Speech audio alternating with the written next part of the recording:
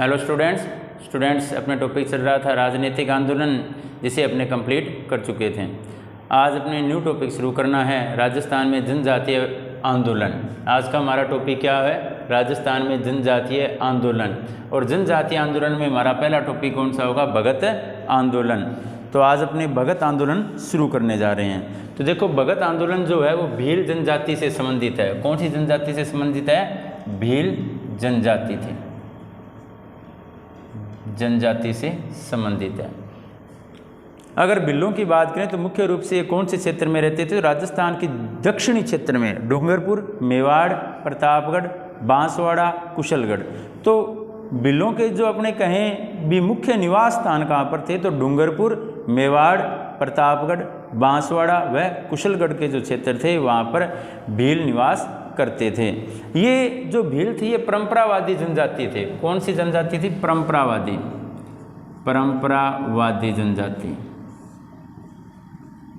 परंपरावादी यानी कि पुरानी विचारधाराओं को अपने साथ लेकर चलने वाली जनजाति थे। और जब इसी जनजाति के जो परंपरावादी सिद्धांत है उनके साथ अगर छेड़छाड़ की जाती है तो उसके विरोध में बोलने की इनकी परंपरा भी रही थी। यानी कि अपने जो रीति रिवाज है, अपनी जो परंपरा है, पुराने रीति रिवाज जो उनके साथ चले आ रहे हैं, अगर किसी के द्वारा उनके साथ छेड़छाड़ की जाती है, उन्हें परिवर्तन करने की कोशिश की जाती है या उन्हें नए युग से जोड़ने की कोशिश की जाती है तो भील उनका क्या करते हैं? विरोध करते हैं। और ऐसा ही एक आंदोलन था भगत आंदोलन।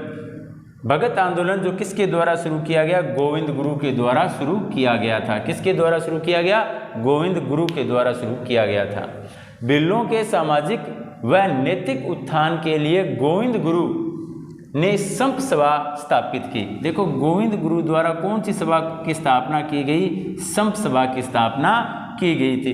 इसके पीछे उद्देश्य क्या था? संप सभा की स्थापना के पीछे उद्देश्य क्या था? भिल्लों का सामाजिक व नैतिक उत्थान करना, यानी कि इनमें शिक्षा के स्तर को ऊंचा बढ़ाना भी था। अपने कह सकते हैं सामाजिक उत्थान करना, नैतिक उत्थान करना और शिक्षा के स्तर को बढ़ाने के लिए गोविंद गुरु ने संप सभा की स्थापना की थी। और भिल्लों को हिंदू धर्म के दायरे में बनाए रखने के लिए भगत पंथ की स्थापना भी की थी। यानी कि हिंदू धर्म में बनाए रखने के लिए, आपको पता है उस समय ईसाई मिशनरियों का प्रभाव था और अंग्रेज क्या कर रहे थे? भिल्लों को धर्म परिवर्तन करवा रहे थे। इसीलिए भिल्लों को हिंदू धर्म में बनाए रखने के लिए गोविंद गुरु के द्वारा भगत पंथ की स्थापना भी की गई थी। संप सभा द्वारा मेवाड़, डूंगरपुर, इडर, गुजरात, विजयनगर व मालवा के कौन कौन से क्षेत्र हैं? मेवाड़, डूंगरपुर, इडर, गुजरात, विजयनगर व मालवा के भिल्लों में सामाजिक जागृति से शासन सशंकित हो उठा। शासन का अर्थ यहाँ पे अंग्रेजी सरकार जो थी वह सशंकित हो उठी और भिल्लों को भगत पंथ छोड़ने के लिए विवश किया जाने लगा। अब उन्हें विवश किया जाने लगा भी आप क्या करें? भगत पंथ को छोड़ दें। जब भिल्लों को बेगार कृषि कार्य के लिए बाध्य किया गया, यानी कि जब ये आंदोलन शुरू होता है भिल्लों का जो आंदोलन, इस आंदोलन के क्या कारण थे? तो कारण की बात करें, पहला कारण बेगार। पहला कारण क्या था? बेगार था। दूसरा क्या है? जंगलों में उनके मूलभूत अधिकारों से वंचित करना। भिल्लों को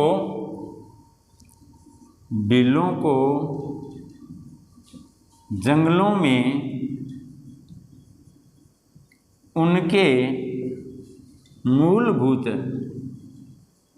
अधिकारों से वंचित करना। अधिकारों से वंचित करना, ये दोनों ही कारण रहे थे किसके? जो भिल्लों द्वारा आंदोलन प्रारंभ किया गया। एक तो बेगार कृषि कार्य करवाना, दूसरा भिल्लों को जंगलों में उनके मूलभूत अधिकारों से वंचित करना। जब ये दोनों ही कार्य एक साथ चल पड़े तो भिल्लों ने क्या किया? आंदोलन प्रारंभ कर दिया।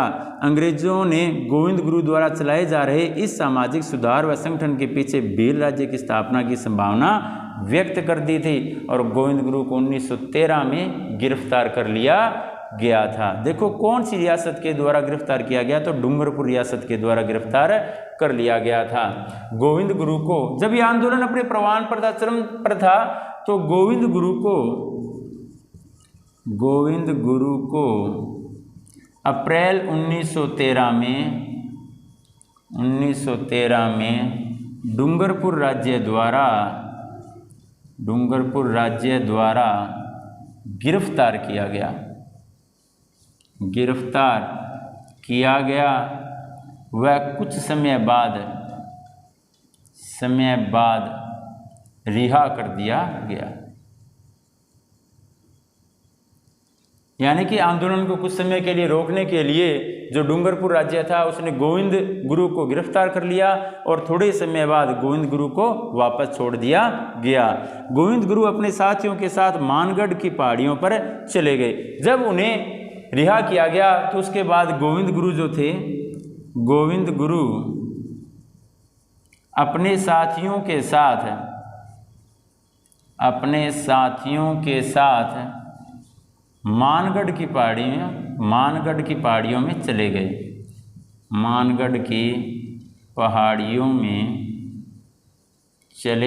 गए। क्योंकि जो गोविंद गुरु थे उनका प्रमुख उद्देश्य क्या था? उनका उद्देश्य था भिल्लों का उत्थान करना, वे चाहे सामाजिक उत्थान हो, नैतिक उत्थान हो या शैक्षिक उत्थान हो। अतः उन्होंने अपनी कार्य प्रणाली किसे बनाया? मानगढ़ पहाड़ी को बनाया। अक्टूबर 1913 ईस्वी को अपने संदेश द्वारा भिल्लों को मानगढ़ की पहाड़ी पर एकत्रित होने को कहा। यानी कि अक्टूबर 1913 का समय था। अक्टूबर 1913 को गोविंद गुरु ने भिल्लों को मानगढ़ पहाड़ी पर एकत्रित होने को कहा। यानी कि आग्रह किया गया गोविंद गुरु के द्वारा और भिल्लों को कहाँ बुलाया गया? मानगढ़ पहाड़ी पर बुलाया गया। भील हथियारों सहित बड़ी संख्या में वहाँ एकत्रित होते हैं। देखो क्या हुआ, जो भील लोग थे वे हथियार वगैरह लेकर कहाँ जाते हैं? मानगढ़ पहाड़ी पर जाते हैं और वहाँ जो सभा थी उसका आयोजन करते हैं। तभी जब अंग्रेज सरकार को इसके बारे में सूचना मिलती है तो अंग्रेज जो अधिकारी थे वे सैनिकों के साथ मानगढ़ की पहाड़ी को चारों ओर से घेर लेते हैं और वहाँ पर गोलाबारी प्रारंभ कर देते हैं। पहाड़ी पर कौन इकट्ठे हुए थे? भील लोग इकट्ठे हुए थे। कौन सी पहाड़ी पर? मानगढ़ की पहाड़ी पर।